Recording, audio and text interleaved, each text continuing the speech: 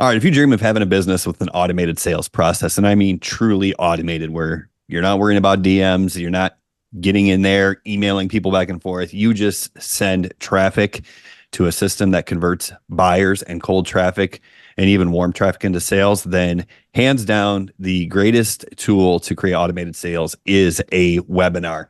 I know webinars have kind of fallen out of fashion lately. They used to be the hot thing many years ago.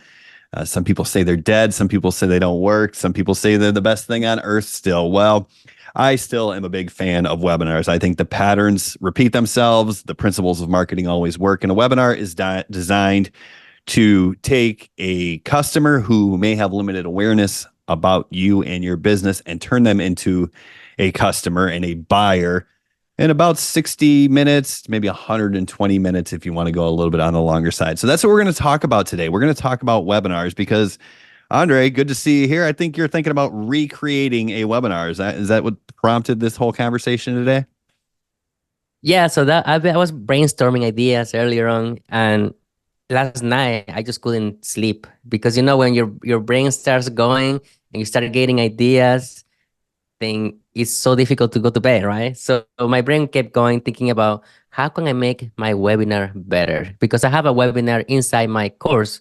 So I was just thinking, how can I make it better? So I think that's a great topic for this episode 87. 87. 87. Wow. That's a lot of episodes. Jeez, oh, Pete, we're gonna be coming up knocking on the door of 100 pretty soon. I don't know. We gotta look and see when that is and figure out something special for that one. I don't know what, but it's got to be big. But yeah, you're I absolutely might I might right. have to I might have to go to Dallas, right? Yeah, Make like a well, maybe, yeah, in-person. we'll see. Maybe we'll meet in Austin or somewhere in the middle. There's not much in the middle, so to speak, between San Antonio and Dallas. I don't want to go to Waco.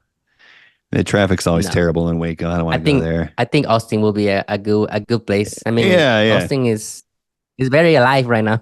Yeah, maybe that'd be a good place to do it. But anyways, yeah, I get it, man. There's nights when I get that 3 a.m. wake up and I just brain starts turning and it's kind of like the subconscious is working on the business, which is great because anytime I go through a period where it's like I can't sleep, it's usually because I'm excited and it usually is followed by some sort of big change that leads to a couple of pretty good months, if not more. So I'm excited for you.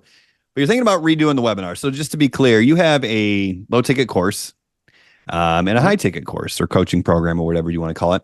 And the webinar is really on the back end of the low ticket. Is that correct? Yep, it's the last module basically that people have to watch in order to know what the next steps are. Okay, so you have a webinar there, and once again, webinar is just an automated sales process. You're trying to sell something with a recorded video. I think you're thinking about doing a live webinar, which is exciting. But what is the current framework of your current webinar? What do you do to try to get people to buy into your high ticket stuff? Can you just get us a general overview here of what that looks like? Yeah, so my webinar is based out of basically three secrets, right? And it's all about education, right? So at first I start with my story, and then from there I move on to a couple testimonials, and then from there I start teaching, right? I think webinars are all about teaching at first.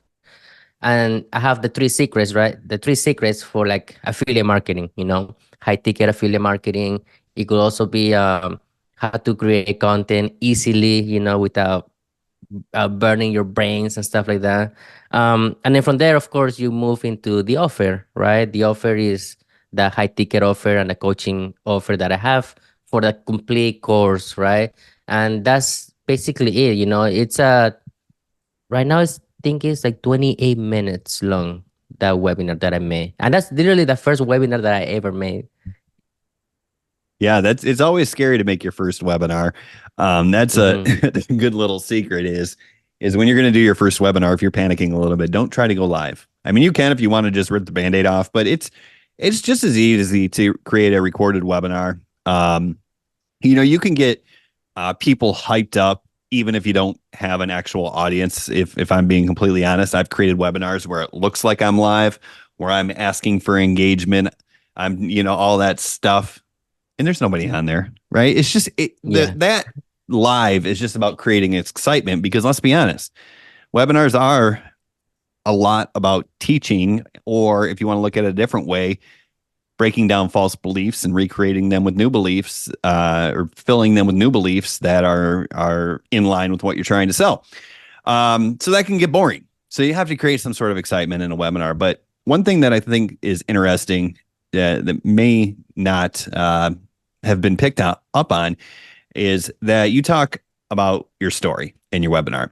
And everybody who's been on a webinar has seen someone go into their backstory, usually their pain to pleasure moment, or something along those lines. But that is so important, because I remember when we first met in person at the mastermind and you gave a presentation about Instagram, and it was kind of webinar style, and you started in with your story.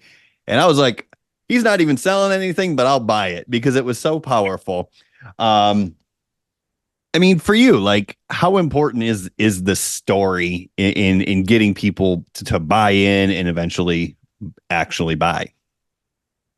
Yeah, now that I think about it, that was probably my first webinar that I actually did, and it was at a mastermind event because I did kind of set it up the how people actually do webinars, right? And I also was thinking when I did that webinar, I wanted to tell a story first.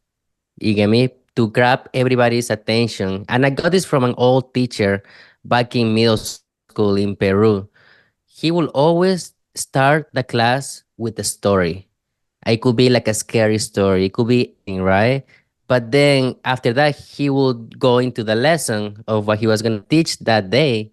But by then, we were already we bought into him already because just like made us feel something. And that's what I tried to do at the mastermind. I started with my story, all the pains that I went through, and then it went to like the success, right? And then after that, I started teaching about Instagram and just how you said it, you were already ready to buy something, even though I wasn't selling anything, just because I told my story. But yeah, I feel like telling your story is like super powerful in order for you to start a webinar. And I feel like a lot of people do it like that, right? Yeah, absolutely. I mean, your story can do so many things. I think, first of all, there's usually a lot of emotion in a story, and that gets people to buy in, like you said. It gets people to start paying attention. It gets people to remember you. It gets people to know you, which is obviously a big part of selling anything to anyone. They have to know you. They have to like you. A lot of times, like you said, your story can show a transformation, and that kind of establishes your authority as well. If you can show a transformation through your story, then people are going to look at that, see themselves through you and your story. Most likely at the beginning of your journey, they're going to resonate with the pain that you felt. And when they see you transition over to the pleasure or the success, they're gonna be like, "Oh, I want that too." So yeah, there's just a number of reasons why it's important to use your story in a webinar, especially at the beginning, when some people might not know you, and they might be kind of not paying attention as well, right? Attention is the key, right? In order to sell something of the webinar, you have to get people to watch a webinar, right? You're not gonna get to the pitch if they click off before you get to the end of the webinar there. Exactly. And I also got a couple ideas. That was, I guess, my first try at making a webinar at the mastermind. Then from there, I think we went to Funnel Hacking Live in 2022, I believe. And we met some guy named Anthony Morrison, which Mm-hmm. has sold millions on webinars, right? And he has his own software that automates a webinar and it makes it seem like it's live, but it's never live. It's a recorded webinar, right? We're not promoting that program, by the way. But just the way that he broke it down, because he did like a full hour and a half presentation, I think it was, maybe an hour long, but it was a full presentation about webinars. So this webinar that I made for my course was kind of based out of what he was teaching that day. And I wrote notes about it, I have a full thing here. But what I want to know is also, how do you structure your webinars, Brian? Yeah, so I have done the traditional 90-minute webinars or what have you, but I also use what I call micro webinars. And Mm-hmm. for me, a micro webinar is usually 20 to 45 minutes. Okay. And the way I use these quote unquote micro webinars is I give them not to cold traffic, but I send them out to my warmer traffic, my existing email list. And I feel at that point, people already know me a little bit. They may have bought into me a little bit, so I can condense them down. Now, keep in mind, in order for this to work for your business, you still have to have a way to get people on your email list and start building the relationship. And I have a free 90-minute course, which, if I'm being completely honest, teaches a ton, but it also kind of acts like a sideways webinar or a segmented webinar where I take people over 6 lessons, teach them affiliate marketing. But of course, at the end, there's an opportunity to buy something. So it's kind of a webinar, but that is my first initial introduction to cold traffic, meaning they come in, don't spend anything, and start getting some free education. Then that's when I transition into sending them micro webinars. And to break down my philosophy on a micro webinar, basically, I want one big idea. Okay. And, I've done a number of micro webinars to sell the same program, and it can be a different big idea every single time. For example, one big idea that I've used in a recent webinar is that the market is changing and you need a new offer. I called this my new offer webinar. I did another webinar where the big idea was that digital marketing is changing and the old stuff doesn't work anymore. I called this my Win the Next Chapter of Digital Marketing webinar. And the whole idea here is there's a big idea where you want your audience or your potential customers or your leads or whatever you want them to be called to think, uh-oh, I need a new thing, or I need to do something different.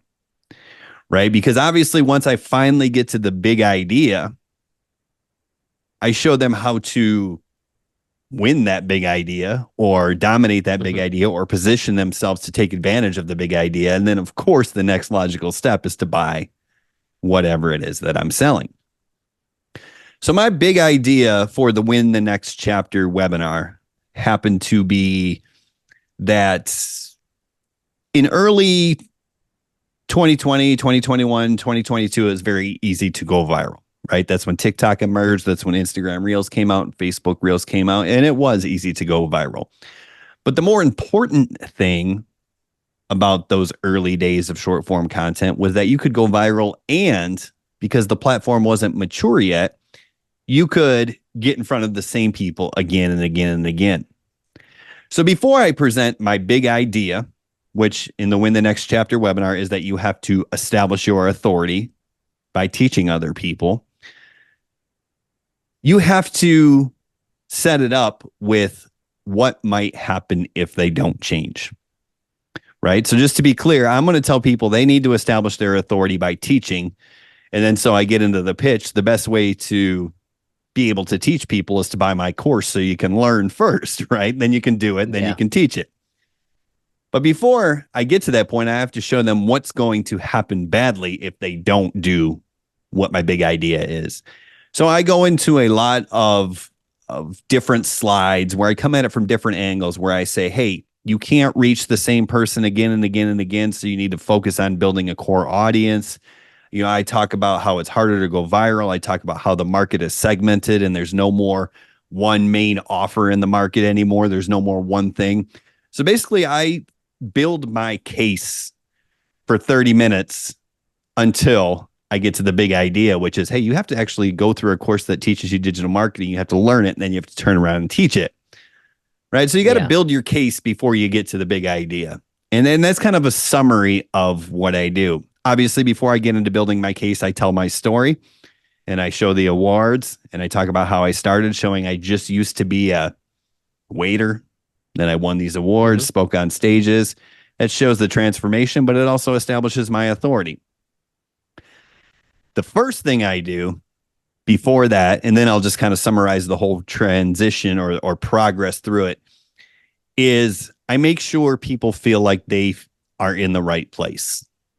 And the easiest way to do that is "Is this for you?"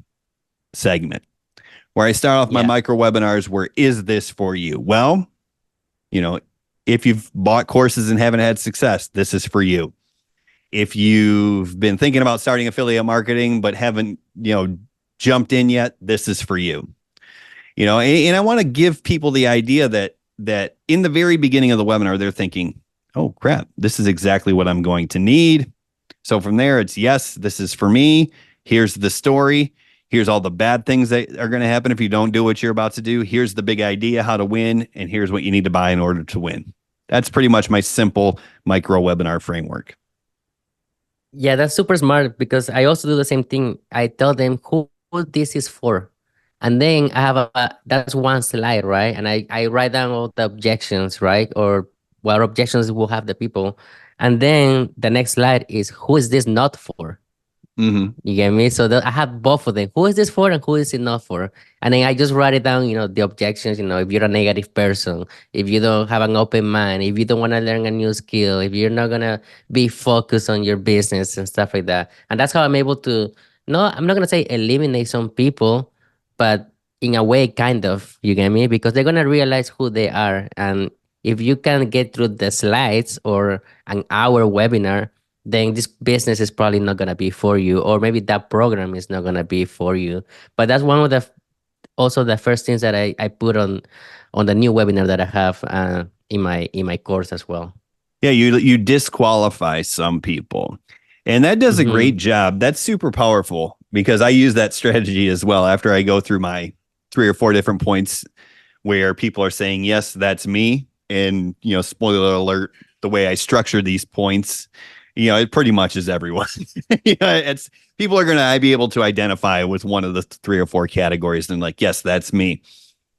But they need to hear it. They need to hear it verbalized in order to buy in. But when you go through the disqualification, where like if you're lazy, if you can't make it through a 60-minute training, if you don't want to put the work in, this is not for you. Yes, that might disqualify some people who are just like, oh man, I wanted a push button solution. I just want to buy a done for you system that's turnkey. You may disqualify some people, and that's great. We don't want those people anyways. But the other thing you're doing is you're making people kind of in their mind almost commit to not being one of those people, right? So it's like, if you're lazy, this will not work for you. Well, what's the viewer going to think at that point? Am I lazy? No, I'm not going to be lazy. If you can't watch a 60-minute webinar, this is not for you. Oh, shoot, I don't want to be that type of person because I want this to work for me. So I'd better watch the whole webinar, right? You're kind of pre-framing them to get into the mindset that you want them to be in, or in order to be receptive to buy at the end of the pitch. Yeah, and I think that's a psychological type of tactic, right? You're making people think, okay, that's not gonna be me, so I better do it, right? Something like it's that. Like if you're trying to get your friends to jump off a bridge, and they're like, "No, dude, this is a pretty high bridge," and you go, "What? You're not a coward, are you?" And they're, it's like, "No, I'm not a coward." And then they jump off the bridge and hurt themselves. You know what I mean? It's like it's a psychological trick that we've been using since we were 9-10 years old. It's like, "Oh, you're not a pussy, are you?" You know what I mean? It's like, no. I'll do it. And then you get those memes that say white men live shorter. Yeah, my favorite one of those is like the guy's like, he's got, I think it's an auger or a post hole digger or something like that, and he's got it in the ground and he's sitting on top of it and he's holding on and it's just spinning around in circles. It's like, yeah, that's great. That's why women live longer than men. I saw another one yesterday where it's like some guys were biking, right? And there's like a fallen tree going through a creek. So some guy was trying to bike through it, and the first guy, of course, makes it. All the other ones fell on the creek. So it's hilarious. But anyways, so okay, so that's a mini webinar. We can also, let's break down what a 90-minute or 60-minute webinar also can look like. Yeah, we'll go into because the that's full what thing. I learned from exactly. That's what I learned from Anthony Morrison. And I believe you were there with me, right? In the same class that he did, the same. Yeah, I'll just set this up really quickly because I think it's interesting. So when we were at Funnel Hacking Live, they have the main stage where they have all the speakers and Russell talks and they get you all hyped up. But usually sometime on day 2 or day 3, they have breakout sessions. And these breakout sessions are generally led by people who didn't make the stage, but are leaders in their industry. Now, in this particular year, the breakout session that we attended with Anthony Morrison, he also made the main stage that year. But usually it's, I know Myron Goldberg, who's also been on the main stage, has thrown breakout sessions. what's his name? The copywriting guy for ClickFunnels, Jim Edwards. You know, I've been to some of his breakout sessions where he, you know, teaches copywriting. And basically what they do is they feed you lunch, you go there for an hour, hour and a half, and they teach a specific skill. But the cool thing about it is there's multiple breakout sessions and you get to choose which one you want to go to. And I was all in on the webinar breakout session. And I think we maybe even talked about it and you're like, yeah, I want to be in that breakout session too. And that's because I know how powerful webinars are. So what did you learn? I'm excited that you have your notes. And so let's get into it. Let's talk about Anthony Morrison led webinar because he obviously knows what he's doing. Yeah, and also that room was packed. That convention room was full of people. Like everybody was in that room. I think this event was like 5,000 people, and then they broke it down into 4 classes after, for the break. That room, I feel like it was the most packed out of all the other rooms. But anyways, the first things that Anthony Morrison started talking about was 3 points. Okay, the first point is know your audience. Okay, that's the first thing that he said. The second thing he said was know your worth. And then the third thing he said was know your time. Mhm. Right? And I feel like those 3 things are very important in order for you to have that authority, in order for you to teach something. Because if you don't value yourself in what you're gonna teach, with your time, your worth, and who you're gonna teach it to, then you're probably not gonna. It's not gonna be like a good setup, right? So if you believe in yourself, most likely you're gonna do fine, just fine. So those are the main 3 points that he talked before he broke it down into the whole structure of a webinar. Well, let's get into that because know your worth is huge. I mean, confidence sells.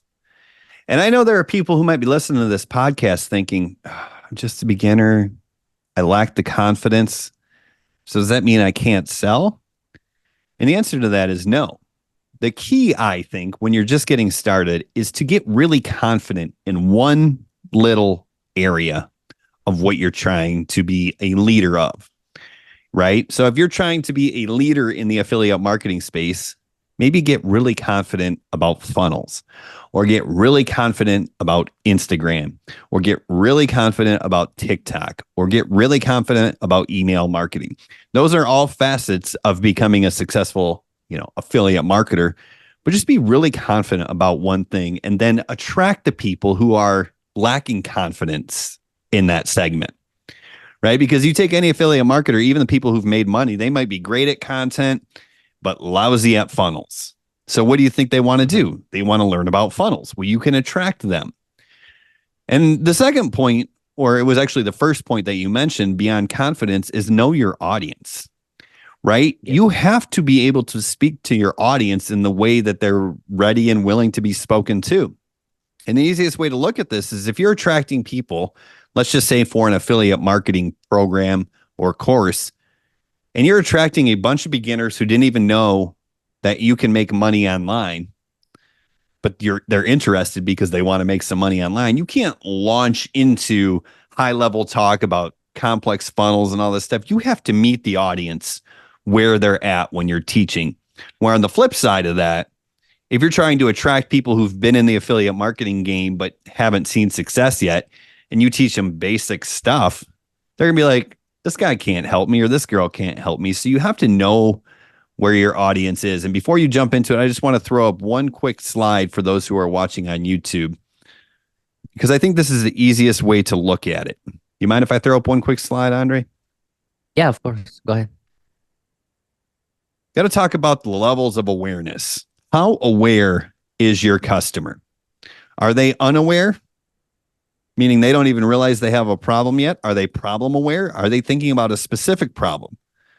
Well, if they're unaware, then you got to entertain more than anything because they don't even realize they have a problem they want to solve yet. So you'd better be very entertaining in that webinar in order to keep them engaged. However, if they're problem aware, they're like, I need to make money online because I got to pay my bills and rent's due, then that webinar better dial into their pain points and how to alleviate them. And then if they're solution aware, whether it's like, I want to be an affiliate marketer, but I can't make it work, then you better dive into why your solution is better. Discredit the other solutions, right? Talk about how yours is different. That's what I did in my Win the Next Chapter webinar a lot, because I know I'm attracting people who have been in the affiliate marketing or master resale rights game, but can't make it work yet. So just look up the awareness journey of a customer when you have some time, and make sure you're structuring your webinar to meet people at a place where they can understand and benefit from your teachings, right? Exactly. I mean, that's a great example, knowing your audience, that with that slide, if you guys saw it on YouTube, it's basically broken down. If you're in the beginning and you don't even know how to even create content, if you just read it, what it says, educate, entertain. You get me? And that is just as simple as that. And then from there, you can move in with people that already follow you, they buy into you, and then you can start adding other products maybe, or different techniques. Yeah, I feel like the confidence thing also has to do with how you feel, right? So one thing that I also teach my students is, I'm saying you have to work out, right? But I'm saying you have to go out, go for a walk, go for a run if you want to do it, right? If you feel good internally and from the outside, it gives you a boost of confidence just by feeling better than what before. And that little change can also mean that you get longer as well. You can go further as well, because you feel confident, then you're gonna show it without even knowing it, right? Yeah, But that's yeah, why every time I Anthony record a Morrison webinar, also. I stand shirtless in front of a mirror in the Superman pose. No, I don't do that. Anyway, I'm That's sorry to supposed to interrupt. give you confidence, actually. That's supposed to give you confidence, actually. I think I saw it on Grey's Anatomy. One of the surgeons, she stands like that, like Superman, before doing like a big surgery, because it gives her the confidence to get through the operation. Yeah. Anyways, but it does work. Okay, so I'm gonna start doing that now. Every time before I do a podcast, I'm gonna stand like Superman for at least 10 minutes. But anyways, Anthony Morrison broke it down very nicely. Okay, is he broke it down into phases. The phase number one is the intro, and in the intro you wanna have a hook, and he gave us a tip, and he says that you wanna tell them that you're gonna give them something for free at the end, right? And now this phase is 5 minutes long. No, because he even wrote down the times, how long it should be. The first introduction will be 5 minutes long, which will be like the hook. You tell them they're gonna get something for free at the end. Which I haven't done the freebie at the end, but I have done the hook. You get me? Have you worked with like the freebie? Have you ever done that in the Yeah, beginning? I don't use it as much with the micro webinars, but when I was creating longer webinars, I have done the freebie, because the idea here is you want to entice them to watch the entire webinar. To finish. Now, in order to Mm-hmm. really make that work, keep in mind is you really do need some sort of webinar software. Because if you just offer them a freebie, and for example, my micro webinars are just Vimeo videos hosted on a website with a button below them. Right? And then they work. That framework has worked for me for years. I think I've shown it on the podcast before. But I am also not running cold traffic with paid ads to a webinar. Right? So if they don't buy on the first time they watch the webinar, I'll get them eventually, is the way I look at it. Whereas if you're running paid ads to a webinar, you need to do everything possible to get an incremental advantage so you can be break even or profitable. So offering something for free at the end, maybe not necessary if you're just running Mm-hmm. a webinar for a captive audience, basically to your email list that you attracted for free, but it can help. Hey, stay to the end of this webinar where I'll give you a list of the 50 best hooks that I've ever used or that I've ever created. And it doesn't have to be big. It just has to be something enticing that incentivizes people to watch till the end. Because once again, a webinar is all about keeping people's attention until the end. Because if you don't get them to the pitch, they're not going to buy. Exactly. And that's how you get them people to watch the whole thing, right? But it also makes sense what you say, how if you say they have a freebie at the end, if you don't have that software that you were talking about, maybe they can just skip to the end and then see what the freebie is, and then they're gonna miss out the whole thing, right? You're So right, that because could that's the other also thing. happen. If they get to the pitch before they're pre-framed and bought in, then they're not going to buy anything anyway. So, you got to kind of get people to go through the whole thing. And a webinar software that just simply allows you to gate a freebie until they've watched to completion. And for example, in a webinar software, you can't really fast forward. If someone really wanted to fast forward in my micro webinars, they could. I don't restrict them from doing that. Yeah, and there's not a way to do that on Vimeo to make them not skip.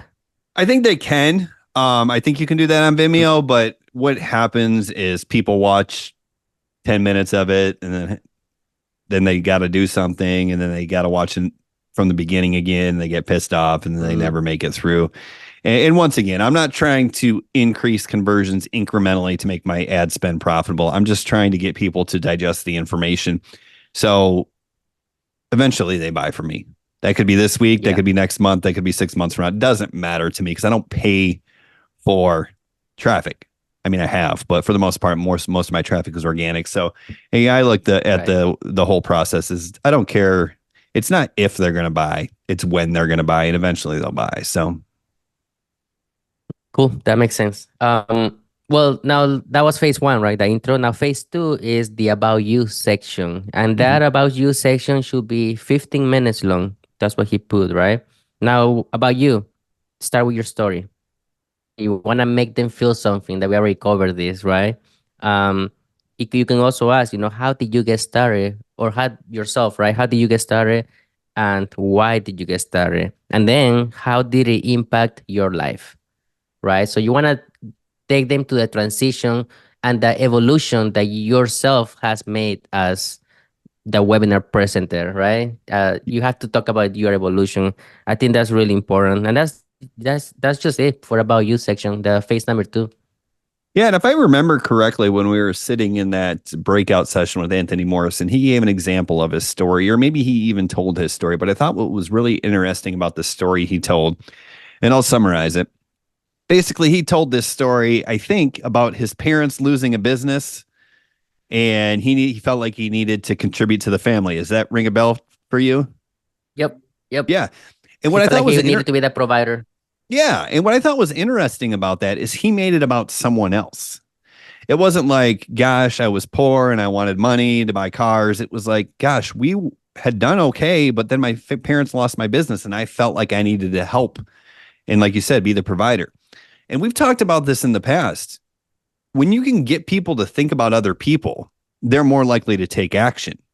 And I don't know if that Mhm. was intentional, but I have a feeling, knowing Anthony Morrison as little as I do, but enough, is that was intentional. Because just like you said, when you started, yeah, you wanted to make money, but it was really about your family, right? Mhm. Same thing for me. We made it about other people, and therefore it kept us motivated and it probably led to our eventual success. So if you can get people to not just think about how they want money to buy a car, but if you can get them to think about how they want money so they can send their kids to college or take their wife on vacation, it becomes more of a driver. So I thought that was really interesting in his story. Yep, and that's exactly right, right? We talked about this all the time, where our goals were not our goals. Our goals was other people's goals, and we made them our goals. You get Hmm. me? And that's how we were able to most likely accomplish them. It's like a selfless type of, I don't know how to say selfless, right? Type of mentality where you worry about them and not about yourself type of situation. Yeah, because people are more likely to do for others than they are for themselves. And the perfect way to visualize this is think about yourself, right? Like maybe Mm-hmm. you have, oh, your hip hurts or your knee hurts or I need to go to the dentist or whatever it is. It's like how long do you put that off? You're like, yeah, I'll go next week or next month or next year, or I'll go when I have more money, or I'll go when the new insurance kicks in or whatever. And you put it off and put it off. But if your dog gets sick, you take them right to the vet. And they're a dog. Mm-hmm. You know what I mean? It's just Yeah. people are kind of hardwired to be more likely to do for others. So if you can get people into that mindset through your story, then they're going to be more likely to take action or want to take action, which then in turns mean they're more likely to buy. 100%. So now that takes us to phase number two, which is the thing that we talked in the past, which was who is this for and who is this not for, right? And you're basically just breaking down the objections of the people. And this should be around a 10-minute presentation as well, with the slides, one slide for each of those topics. And then phase number 4, that's where you get, all the value, right? Phase number 4 is you gotta bring all the value, and this could be 45 minutes to an hour. I believe his webinar is like an hour and 30 minutes, or maybe even 2 hours. But for the value side of it, you want to educate with purpose. That's what he said, okay? So you want to share stories, you want to share testimonials, you want to give them the value that why, give them the reason why they are watching the webinar in those 45 minutes, right, Brian? Absolutely. They have to feel like it was not a waste of their time, right? They have to Mm-hmm. come away from that portion of the webinar thinking, oh, I am now X amount of steps closer to having the thing that I want thanks to this free presentation. Frank Kern, who's one of my favorite old school marketers, says, I'm going to use the oldest trick in the book and show people I can help them by actually helping them. So if you can actually help someone through your webinar, through your education portion of the webinar, then they're going to be more likely to believe that you can help them further, which is pretty important when you get to the pitch. But the other thing that I think it does is it builds people's confidence. If they come into that webinar thinking, I'll never be able to whatever, and then you give them some tips, whether it's 3 secrets or a big idea that makes them think, oh, I was missing that piece. Oh, I hadn't thought about it like that. Oh, that could be the key to my success. They're going to be more likely to want to continue on because you've helped them build belief in themselves. People will buy when they believe in themselves, right? If you get someone to a pitch and they're like, this will never work for me, they're not going to buy no matter how good the offer is. But if they get to the pitch thinking, oh, this might be the difference, this might work for me, then they're going to be more likely to invest in the missing piece, the rest of the solution, what have you.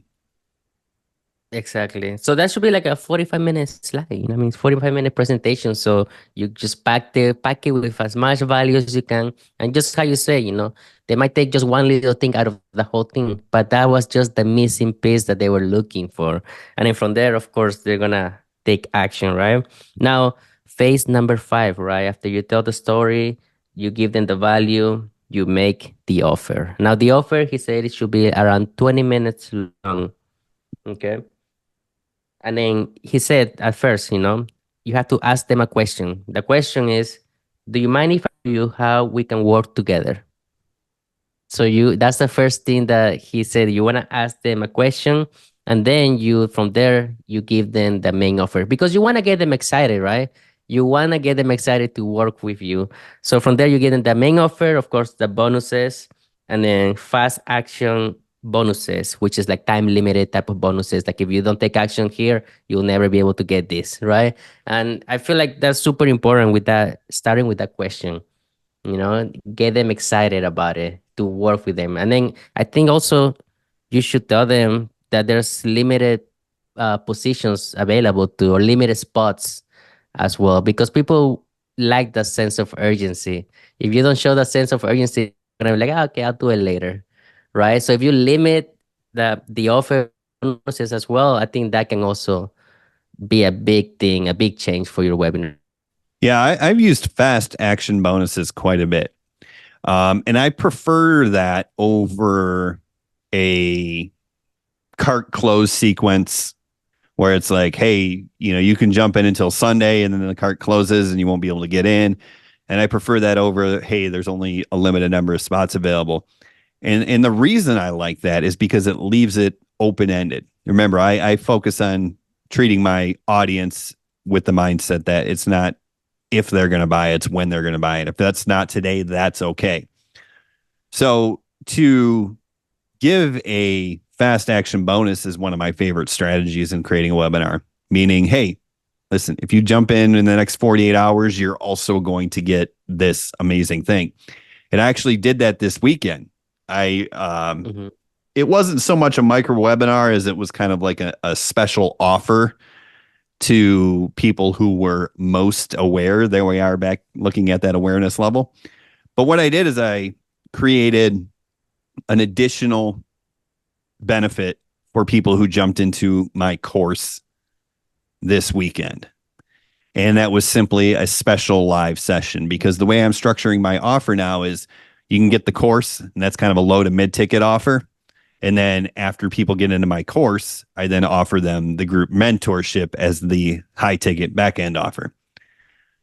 So I simply said, hey, here's what's going on. Here's why you need to jump into the course. Oh, by the way, if you jump into the course before Sunday night, I'm going live Monday morning, and you're invited, and you're going to get the replay.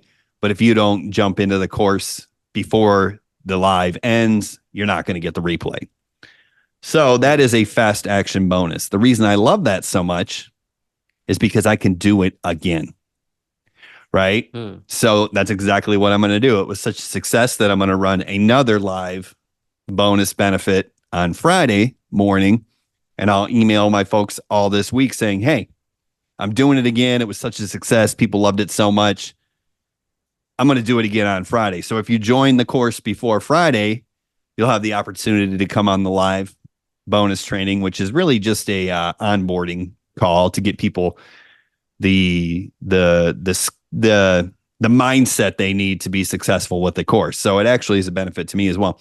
But I can do it again because it's a fast action bonus. Yeah. Now, of course, at the end of that offer, or at the end of that bonus training, I sell my next offer, which is the mentorship. So it's just like a webinar, but it provides a ton of value. So that's why I really like fast action bonuses.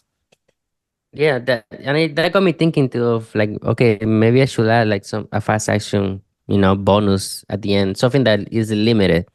You get me? So now that's why I love these conversations, because it gets me thinking and brainstorming the next action plan, I guess you can say. Now, after making your offer, right, you have a different phase, which is post. It could be like a call to action, right? You can also, in that section, you can do Q&As if you're doing like a live webinar.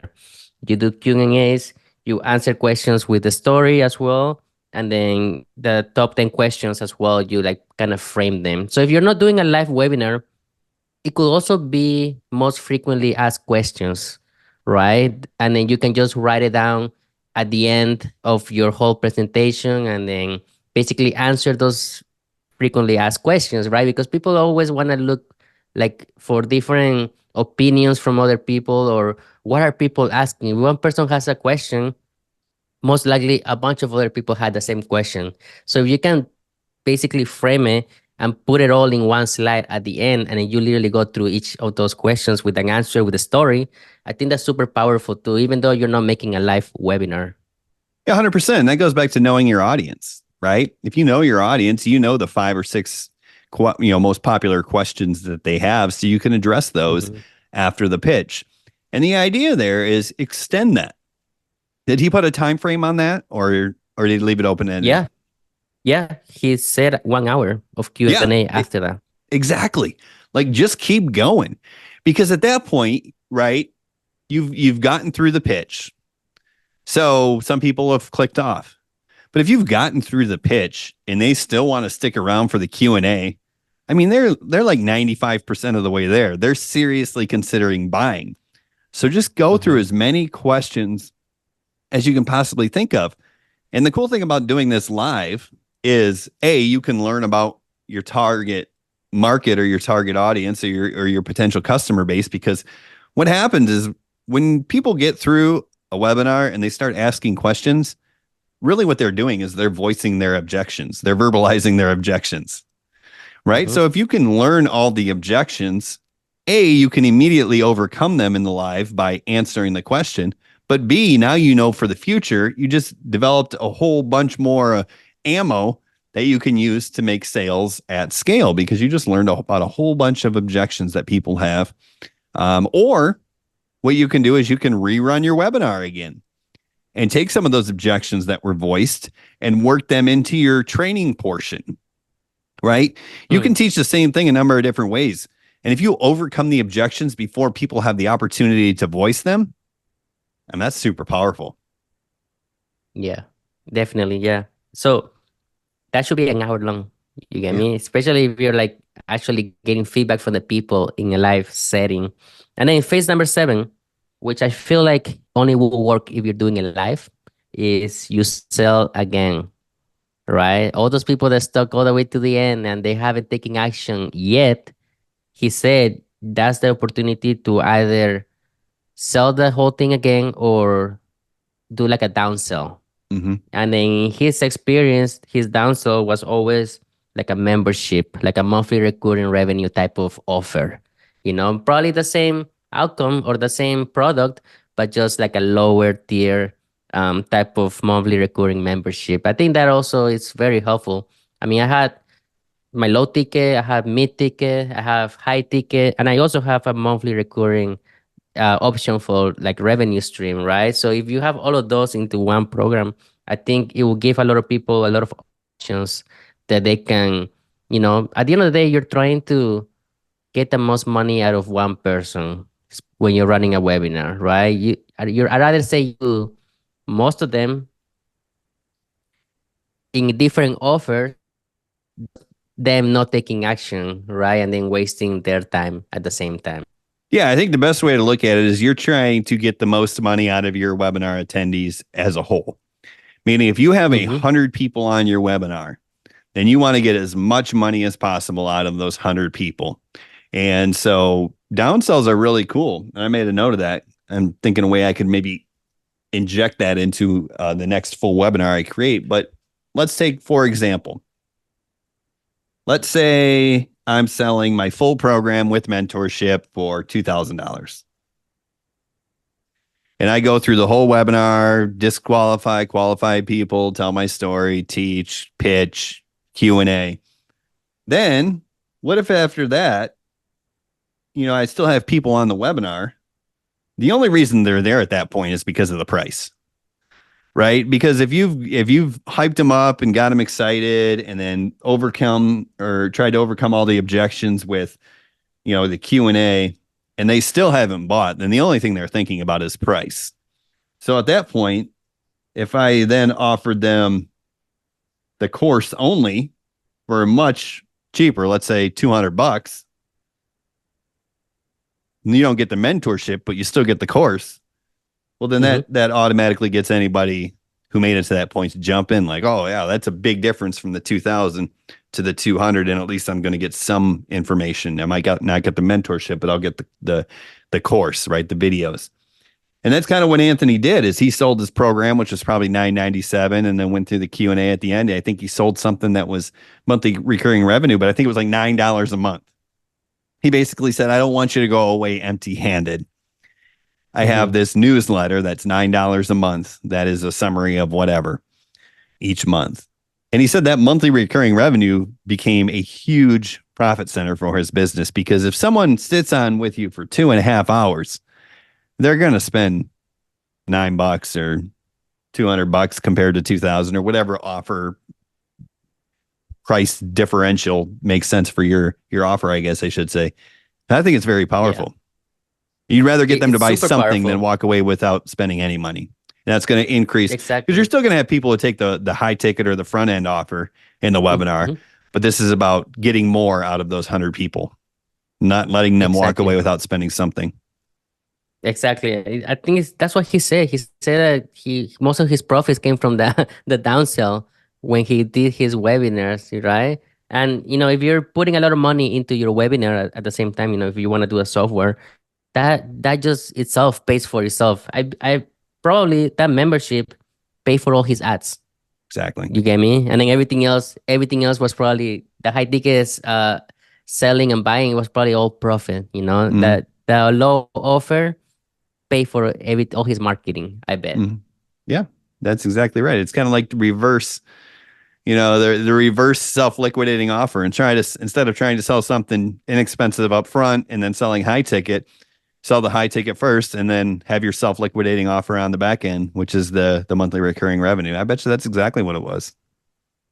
Exactly. And that's it. 7 phases to make, the perfect webinar, I guess you can say. Because like I say, he's made millions out of it just selling webinars. And his software was kind of cool when he was also actually talking about it, how he will make it feel like it's live, but it's a pre-recorded type of webinar, and the way he did it actually works. I don't remember what the name of it was, but we don't have to get into it. Yeah, it was like, was it something fuel? Was it webinar fuel? Yeah, I don't remember. Hold on, I think I have more notes here. Then give me one Yeah. second, okay? Yeah, we take all these notes and then it takes us years to get through them. But that's the beauty of it. Yeah, because he did a webinar, right? And then he did a class about the webinar, but then he was also the keynote speaker. So that's where he launched that software. I believe it was called, Webinar Fuel. Mm-hmm. That's what Yeah. it is. Yeah. And what I encourage the listener here as we get to the end of this episode is if you've never created a webinar before, create a webinar for your warm traffic. Create a webinar for your email list. Because what you will find is that sometimes people just need to be sold a different way. And you might be shocked and surprised at how much additional revenue you pull out of your email list by offering them a different front door into your product. And even if you're an affiliate, right? Let's say you're an affiliate for a high ticket program, or let's say you're reselling a master resell rights course for $500.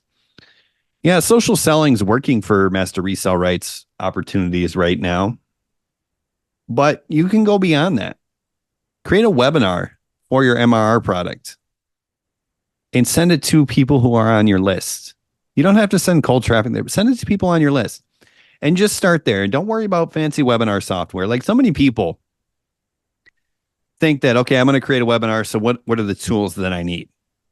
I see this all the time. Like when people decide they're going to work out for the first time. Oh, I'm going to start working out this year. So they go buy shoes and clothes and all this, and they spend $500,000 on all this stuff, and then they don't go work. Just throw on your old sneakers and your ClickFunnels t-shirt and go to the gym first. Mm-hmm. We'll do the same thing with your webinar. Just try to create a webinar, host it on YouTube, and embed it on a web page on your funnel. Start there. And then if you get really good at it and you like it and you start seeing, oh man, this webinar stuff is pretty cool, then you can look into the fancy webinar software and offering free gifts and stuff like that. But just start simple, because webinars are super powerful. And the more you do, the better you get at them.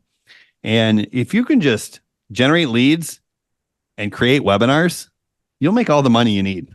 That's literally, now that I have everything dialed in with my program, that's literally all I do.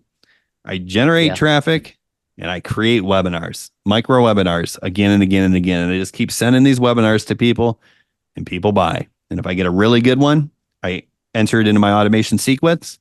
And if I get one that doesn't do so well, I let it die. And I just keep creating micro webinars. That's it, man. And a cool way you market it also is a special training. I made this training for you. You get me? And that's literally it. It's just a training, a PowerPoint, some slides, and it's just you talking, right? That's literally it. That's exactly it. And at the very least, even if it doesn't get a sale, it's still value that you're giving people to get them to stick around. And remember, if they don't buy from this one, maybe they'll buy from the 9th one you send out 6 months from now. Mm-hmm. But who cares? It costs almost nothing to keep people on your email list. The only struggle is keeping them engaged, and webinars can actually help do that. I think that's a great way to finish this episode, Brian. What do you think? I got nothing else. That's it. I appreciate you having the notes and walking people through the steps, because I think that really helps you get started. Because when you're going to create a webinar, it's like really super scary. Oh my God. Mm-hmm. But now just rewatch this episode and like think about who you're talking to, think about your story, and follow that framework. I think it's that simple. Exactly. I mean, this presentation cost us $1,000 and you guys are getting it for free, So, utilize it, take notes, and apply it. That's the most important thing. That was very generous, saying it cost us $1,000, because I remember spending probably $1,000 at the bar, $1,000 at that Italian restaurant, $1,000 on the hotel. So I think this training cost $4,000. I didn't even count the plane ticket yet. The hotel, the plane ticket. Okay, never mind, guys. It's a $5,000 training that we just gave you for free. Pretty cool stuff. Well, thanks for sharing that, Andrei. It was a good episode. I appreciate everybody who tuned in today, and we'll see y'all on the next episode of the Evolved Marketing Podcast. Bye, buddy.